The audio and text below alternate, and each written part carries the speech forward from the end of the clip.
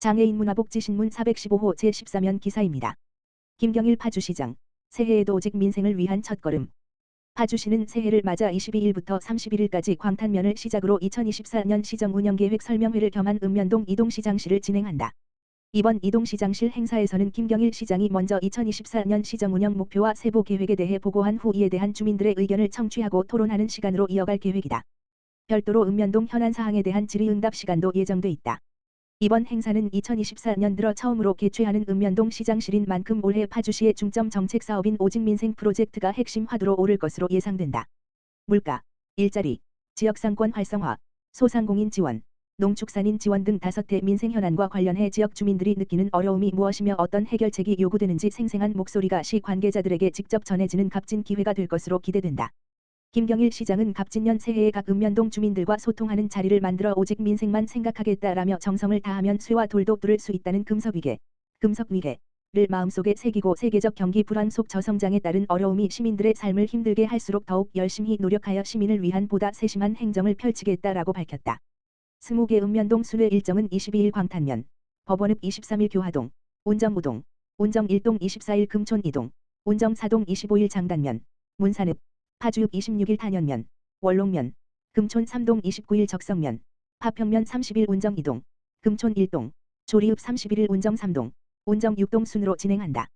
2022년 9월 1일 지속해온 읍면동 단위 이동시장실 행사는 교통, 문화, 관광, 복지 등 민선 8기가 역점을 두고 추진해온 주요 시책 사업은 물론 읍면동별 중점 추진 사업에 대한 주민들의 매우 구체적이고 현실적인 제안이 오가는 생산적 토론의 장으로 발전하고 있다.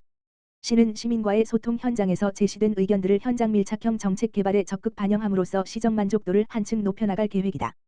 파주시 전국 최대 규모 지역화폐 파주페이 발행 총 420억 원 지원. 지난해 난방비 폭탄에 맞서 전국 최초로 긴급에너지 생활안정지원금 난방비을 전 세대에 지급했던 파주시가 이번에는 민생 안정을 위해 총 420억 원을 들여 전국 최대 규모의 지역화폐 파주페이를 지속적으로 발행한다. 이는 김경일 파주시장이 2024년 1호로 결재한 오직 민생 프로젝트의 일환으로 경제가 좋지 않은 상황에서 민생을 챙기고 골목상권과 소상공인의 경영을 안정화시키는 등 지역 경제 활성화를 배하기 위한 방안이다. 파주시는 오는 2월부터 파주페이 인센티브 충전 한도액을 기존 30만 원에서 최대 100만 원까지 올리고 12월까지 중단 없이 10% 인센티브를 지원한다고 밝혔다. 평시에는 월 최대 70만 원을 충전하면 7번지만 원을 인센티브로 설 가정의 달 추석 등 가게 씀씀이가 늘어나는 2-5-9월에는 월 최대 100만 원을 충전하면 10번지만 원을 인센티브로 지원한다. 8개월은 최대 70만 원을 충전하면 77번지만 원을, 3개월은 100만 원을 충전하면 110번지만 원을 받게 되는 것으로 당장 오는 2월에는 100만 원까지 충전 가능하다.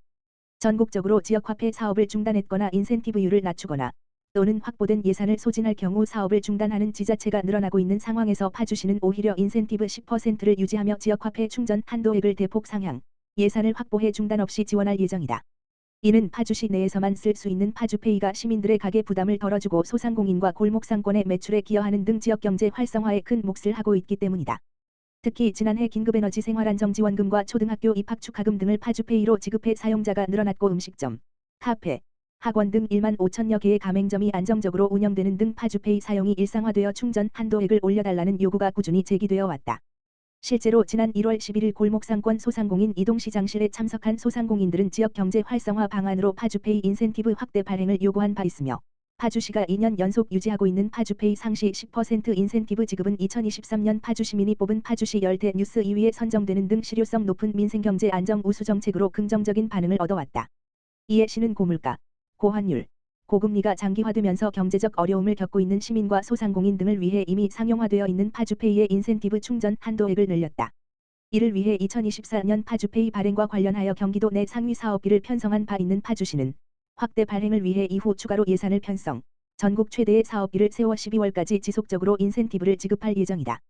김경일 파주시장은 파주페이 충전 한도액 대폭 상향은 물가가 너무 올라 장보기도 무섭다는 시민들의 고충과 매출이 꾸준히 유지될 수 있도록 해달라는 소상공인 골목상권의 요청을 적극 받아들여 심도 있게 고민해 내놓은 민생에 실질적인 도움이 되는 특단의 정책이라며 지역경제의 선순환 바퀴를 더욱 키우는 파주페이 확대 발행과 더불어 민생경제 안정대책을 위해 더욱 힘쓸 것이라고 말했다.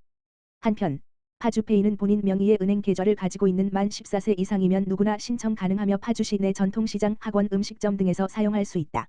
단, 백화점 대형마트 및 연 매출 10억 원 초과 사업장 등에서는 사용이 제한되며 구매 방법 및 사용처 등 자세한 사항은 경기지역화폐 앱 또는 시청 누리집을 참고하면 된다. 평택시 청부급 새마을부녀회 사랑의 반찬 나눔. 평택시 청부급 새마을부녀회 회장 이면숙은 지난 18일 반찬 나눔 봉사활동을 진행했다. 이날 부녀회원들은 청국장, 달걀, 라면, 김 등 다양한 식품들을 관내 홀몸 노인과 장애인 등 취약계층 35세대에 직접 방문해 전달했으며 대상자들의 건강과 안부도 확인했다. 이면숙 부녀회장은 우리 이웃분들이 든든하게 식사하는 데 도움이 되길 바란다라며 앞으로도 우리 이웃을 돌보는 일에 앞장서겠다라고 말했다. 안순복 청부급장은 매번 정성스럽게 반찬을 만들어 지역사회에 온정을 나눠주시는 부녀회 회원분들에게 감사드린다라며 어르신들의 행복한 겨울나기를 위해 앞으로도 다양한 방법을 모색하겠다라고 전했다. 평택북부 장애인 복지관 2024년 사업설명회 진행회. 평택북부 장애인 복지관 관장 유영애 은 지난 1월 16일 복지관 이용인 및 보호자를 대상으로 2024년 사업설명회를 진행했다. 이번 사업설명회에서는 중장기발전 계획에 따라 새로이 수립된 비전과 미션을 공유하고 그에 따라 변경된 2024년 팀별 사업 안내를 통해 복지관 사업에 대한 이해 증진을 도모했다. 평택북부 장애인 복지관 유영애 관장은 사업설명회에 많이 참석해 주셔서 감사하다. 올해에도 복지관이 장애 당사자 및 지역 주민들과 함께 성장할 수 있도록 최선을 다하겠다고 전했다. 평택북부 장애인 복지관은 2013년 1월 10일 개관하여 치료, 사례관리, 평생교육, 취업지원, 활동지원, 인식개선 캠페인 등 장애인의 삶의 질 개선을 위한 서비스를 제공하고 있다. 더행복나눔 장애인 보호작업장 설립 5주년 및 신축 이전식 개최. 지난 17일 더행복나눔 장애인 보호작업장 시설장 김월라에서 시설 설립 5주년 및 신축 이전식을 가졌다. 이날 행사에는 정장선 평택시장, 이관우 평택시의회 부의장, 홍기원 국회의원 등 지역사회 정치인사 및 사회복지단체, 사회복지시설 관계자 등 200여 명이 참석한 가운데 진행했다. 정장선 시장은 축사를 통해 평택 사회복지의 중심에 계신 분들이 많이 오신 것 같다. 새해에는 평택 사회복지 발전을 위해 평택시가 더 많은 노력을 할 것을 약속한다. 평택 북부 지역에서 가장 먼저 시작된 더행복나눔 장애인 보호작업장이 이렇게 잘 지어질 수 있게 되어서 기쁘고 협력해주신 많은 분에게 감사한다. 더 성장하고 발전하도록 돕겠다라고 전했다. 박운주 사회적 협동조합 더행복나눔 이사장은 아무것도 없는 상황에서 지난 5년을 돌아보면 많은 분의 도움이 있었기에 오늘이 있었다. 도움을 주신 평택시와 관계자분들 그리고 후원으로 도와주신 모든 분께 진심으로 감사드린다라고 전했다. 또한 김월라 시설장은 시설이 성장할 수 있도록 힘써 주신 평택시와 후원자 여러분, 사회복지시설 관계자 여러분께 깊이 감사한다라고 인사했다. 한편 사회적 협동조합 더행복나눔은 2015년에 설립된 교육부 인가 비영리 법인으로 평택시 1호 사회적 협동조합으로 아동복지시설 4개소, 장애인복지시설 1개소 등을 운영하고 있다. 포천문화관광재단 2024년 문화예술 공모지원사업 통합설명회 개최. 재단법인 포천문화관광재단 대표이사 이중효 은 오는 2월 1일 오후 3시 포천 바노라트홀 소극장에서 2024년 문화예술 공모지원사업 통합설명회를 개최한다.